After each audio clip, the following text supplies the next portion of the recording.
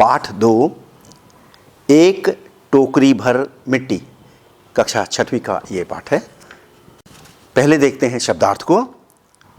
कुछ शब्दार्थ हैं लज्जित अर्थात शर्मसार, कृतकर्म अर्थात किया गया कार्य, विनती अर्थात निवेदन याचना, स्मरण अर्थात याद, पूर्व अर्थात पहले, कन्या यानी लड़की, वृद्ध अर्थात बूढ़ा। अब विलोम शब्दों को देखते हैं। गरीब अमीर, अनाथ सनाथ, वृद्ध जवान, दुख सुख, पुरानी नई, पोती पोता। आइए इस पाठ के कुछ पर्यायवाची शब्दों को देखते हैं। परिणाम, फल, नतीजा, अंजाम, आंसू, अश्रु, नैनजल, नेत्रजल, हाथ, कर, हस्त, पैर, पांव, पग, पाद, स्मरण, स्मृति, सुधि, याद, धरा अर्थात धरती, भू भूमि, हकीकत अर्थात असलियत, वास्तव, सच।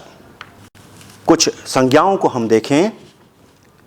जिस शब्द से किसी प्राणी, वस्तु, स्थान एवं भाव के नाम का बोध होता है उसे संज्ञा कहते हैं। जैसे रमेश, स्कूल, घर, गंगा, ताजमहल, कुर्सी आदि। संज्ञा के भेदों को हम जानें। संज्ञा के भेद 5 प्रकार की संज्ञाएं होती हैं। पहली है जातिवाचक संज्ञा, दूसरी भाववाचक संज्ञा, तीसरी व्यक्तिवाचक संज्ञा, चौथी समूहवाचक संज्ञा और 5वीं द्रव्यवाचक संज्ञा। आज हम जातिवाचक और व्यक्तिवाचक संज्ञा को समझेंगे। जातिवाचक संज्ञा, जिस शब्द से हमें एक ही जाति के अनेक प्राणियों एवं वस्तुओं का बोध होता है उसे जातिवाचक संज्ञा कहते हैं। जैसे कार, टीवी, पेड़, तालाब, गांव, गाय, भैंस आदि। व्यक्तिवाचक संज्ञा, जिस शब्द से किसी एक विशेष व्यक्ति, वस्तु या स्थान आदि का बोध हो उसे व्यक्तिवाचक संज्ञा कहते हैं। जैसे दिल्ली, महात्मा गांधी, हिमालय, गीता, अमिताभ बच्चन। इन परिभाषाओं से हम समझ रहे हैं कि जैसे कार कहते हैं तो किसी भी कंपनी की कार हो सकती है, अर्थात यहाँ पर जाति का बोध हो रहा है। यदि हम मारुति कार कहते हैं तो यह एक विशेष कार को इंगित कर रहा है, तब यह व्यक्तिवाचक संज्ञा हो जाएगा। अब हम कुछ मुहावरों को देखें। आंखें लाल होना अर्थात अत्यधिक क्रोधित होना। इसका प्रयोग है बगीचे से फूल तोड़ते देख माली की आंखें लाल हो गईं। दूसरा, उल्लू सीधा करना यानी स्वार्थ सिद्ध करना।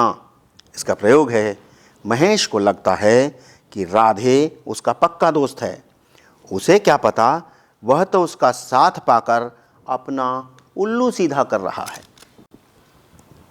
घुटने टेकना अर्थात हार मानना। जमींदार की चाल के आगे विधवा ने घुटने टेक दिए।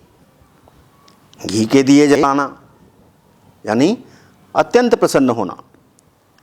प्रयोग है इसका, रमेश की अचानक लॉटरी लगने से रमेश ने घी के दिए जलाए। 5वां, अंक में भरना यानी प्रेम से लिपटा लेना। प्रयोग है विधवा अपनी पोती को देखते ही अंक में भर लेती थी। वचन, अभी जैसा कि हमने जाना था, एक वचन और बहुवचन। अब हम वाक्यों को एक वचन से बहुवचन वाले वाक्यों में बदलेंगे। लड़की बाजार जा रही थी। इसका होगा लड़कियां बाजार जा रही थीं। लड़कियां बाजार जा रही थीं। दूसरा, इस तालाब में मछली है। इसका इस तालाब में मछलियां हैं। तीसरा, आज दुकान बंद है। आज दुकानें बंद हैं। अब हम वाक्यांश के लिए एक शब्द को देखते हैं। अधिक शब्दों के लिए एक शब्द इसमें दिए गए हैं। कुछ उदाहरण हैं। जो ईश्वर में विश्वास करता है उसे हम कहते हैं आस्तिक। एक शब्द में आस्तिक। जो धर्म को मानता है धार्मिक। समाज में रहने वाला सामाजिक। जो सब कुछ जानता है सर्वज्ञ। मीठी वाणी बोलने वाला मिष्टभाषी मधुरभाषी। जिसका पति मर गया है विधवा। जिसकी पत्नी मर गई है विधुर।